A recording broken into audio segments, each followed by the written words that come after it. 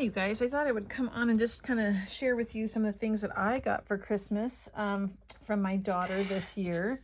I had asked for a couple crafty type things, and so she went through my Amazon wish list and got me pretty much everything I wanted on there. I did ask for quite a few dies this year, and so she went and picked them up for me. This is a gingerbread house, and they're supposed to be easy to use, like for shakers. I really like shakers, but I'm not very good at making them. And so I thought if I had specific dies that it would make my job a little bit easier. So let's see. I haven't opened any of these, but I like to know size-wise. So this comes with this would be the background. And so you can cut this out then, I guess, to make it the shaker. I don't know. I got to learn how to do it. But anyway, there's a lot of different pieces that come with it. These little ones, and there's a door, and so you can, I'm gonna have to look at the website just so I can see how they did it, because it was cute and that's why it got my attention. So that was, I think these are mainly KS Crafts, but this one's called Christmas. It just says Christmas embossing cards. That's not very helpful. So I got that one. I thought this was super cute. This is the old-fashioned keychain, you know, the weird shaped ones. You used to get them at like gas stations. And come on, open this. Where's my scissors? So let's take a look at this one. Oh my gosh. There, finally. So I thought this was cute. It's got the little keys, but this is for shakers also. They have a bigger one and a smaller one, and then you can use those little ball and chain things. I have some of those, or just a ring of some sort, but to make it look like a keychain. I thought those were cute. I don't know how I'll use them or where I'll use them, but I had to have them. And I got, I thought this was good for layering on cards and stuff, like the brick wall. This is cute. This is a Santa tag box. So it makes a box in the front, and then the back, as you can see, there's the hat of Santa. I'm anxious to use that one. I thought this one would be bigger. This is for chocolate bars, it says, but the chocolate bars I buy are a heck of a lot bigger than this. So must be for a couple fun size. But yeah, it's a chocolate bar box thingy. And then I've seen a lot of people use this. I've wanted it for quite a while. And so now I have the pocket set. So that's going to be nice and handy, I think. Okay. So I got those dies. I had asked for, so I like making notebooks and journals and stuff. And so I had asked for this. I haven't used it before, but it's a way to line up your inserts and have the holes pre-selected so that you get them in the right spots. And it comes with a little direction here. It comes with your awl or your pokey tool thing. And if you need it to be longer than what this is, you can do that by taking off the ends. I saw that. But it's got a good weight to it. But I know that, okay, now how do you do? See, I know you take this off, right? Maybe. Jeez Louise.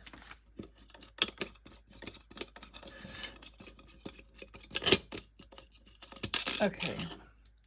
I'm thinking, yes, this is how it's used. So then you would put the crease, the center of your book down in here, in that valley, and then you put this on top, and I guess you then put these back in, but then you can line up the holes and make sure that they're uniform and standard. So instead of having to use, like, I used to make, I don't know, cardstock templates, but those don't last very long. So I'm anxious to try this. What do they call this? It's a binding punching tool. And I think We Are Memory Keepers has one too. Not really sure how much there. I don't remember how much this one was. It's called bookbinding something.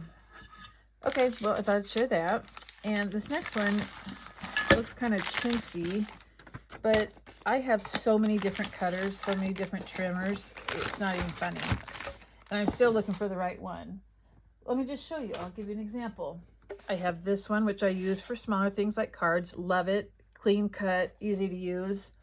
I have some that aren't even over here on my desk. I have this little tonic one that is nice for when you're going somewhere and you need a cutter, easy to travel with. I use this one a lot. It's the all-in-one. I use that one a lot. I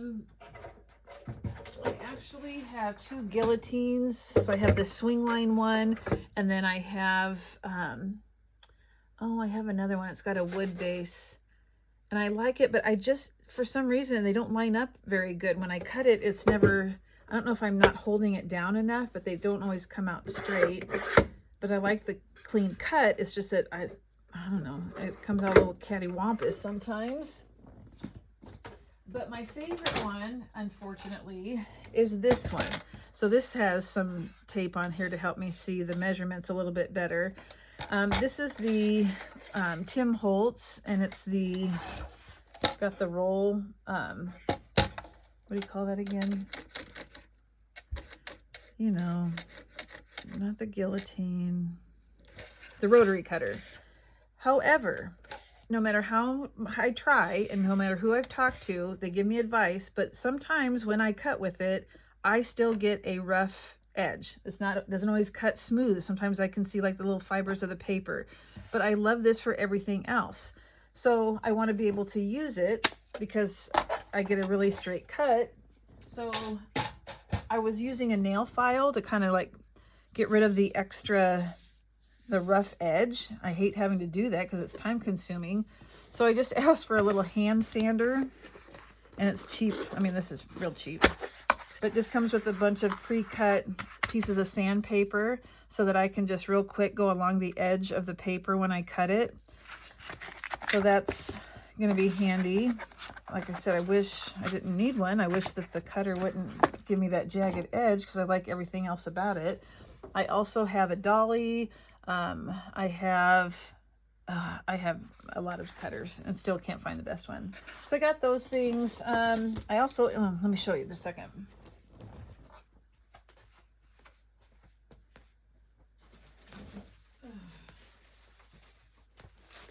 Okay.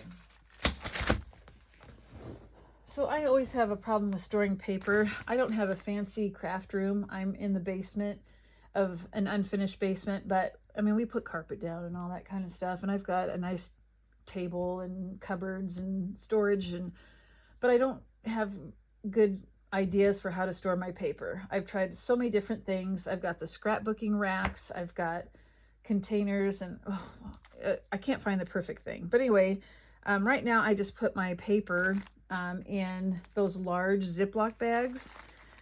But I asked for these. There's 84 in here. Let me open it up and see how I haven't taken a look at them. I don't know how good the quality is. But I'm going to give this a try to see. They're heavy, but that's because there's 84 of them.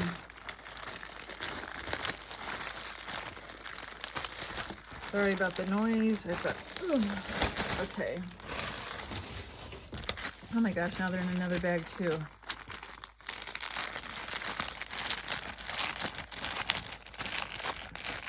I just thought maybe this would help some of you too, if you're in the same boat I'm in, trying to find ways to store, because I have all these paper. I don't always use a full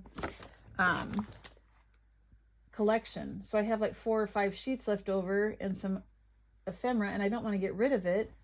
So anyway, these, they're pretty good plastic. I mean, they're not super chintzy. And they have it so that the front is a little bit lower than the back. There's not a whole lot of depth. I mean, it's pretty narrow. Let's see, I need to probably get a 12 by 12 sheet. Let's see how that works. that's not gonna work. Hold on. I need, where's a 12 by 12 sheet? Hold on.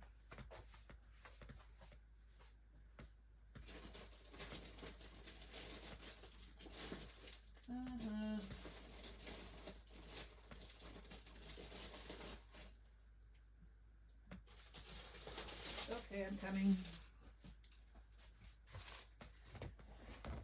Okay, so this is what I do. I just stick it back in the paper, but these rip easy. And so then I have usually one side that's ripped, and so, but I don't want to get rid of this stuff because it's still good. So let me take one of, this is a sheet that I have left over. So let's see how it fits inside of here.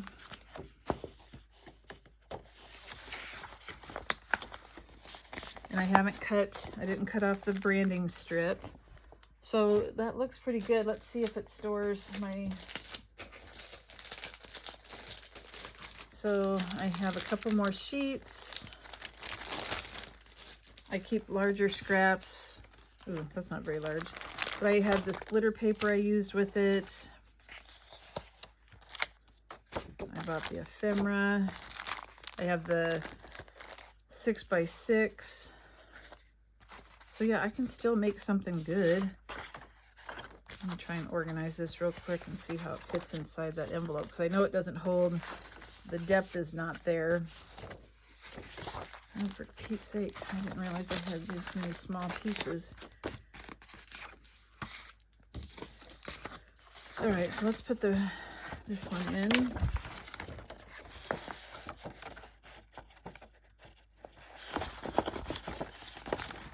Okay. And then I have all of this.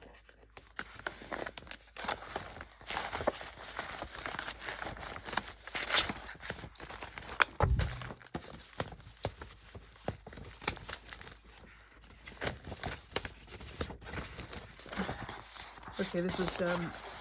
I have a piece that I cut out, and so now it's getting stuck on that. Okay. So that's going to be fine. I will say that there's no closure on the top, but I don't want to store mine. Oh my gosh. I don't want to store mine sideways. I want to store it straight up and down. So that was not a problem for me to not have it sealed. But yeah, this holds about enough. And it came with 84 of them. So now I just need to get some boxes or some containers to hold them in so that I can see them easier. I don't know. Just thought you might be interested in seeing some other ideas. And, you know, I'm on a budget. So these, especially when I get them as a gift, that's really handy. But I can't always afford to get those big fancy IKEA thingamabobbers, because I need a lot. I have a lot of paper. I might need to order more than 84 sleeves. But anyway, just thought I'd share. That's what I got asked for Christmas. I also hit up Country Craft Creations. They had a barn sale, and I got a bunch of stuff. Prills, I think they call these. I got a whole bunch of stuff. So that was what I bought for myself.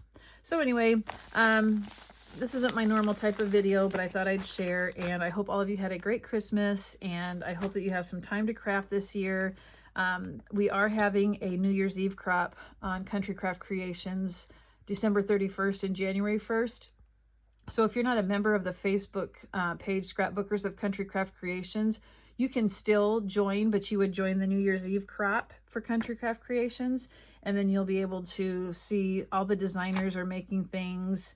It's free. It's just using things out of your stash. But anyway, I hope all of you have a great 2025, and I hope Santa was good for you for Christmas, and happy crafting.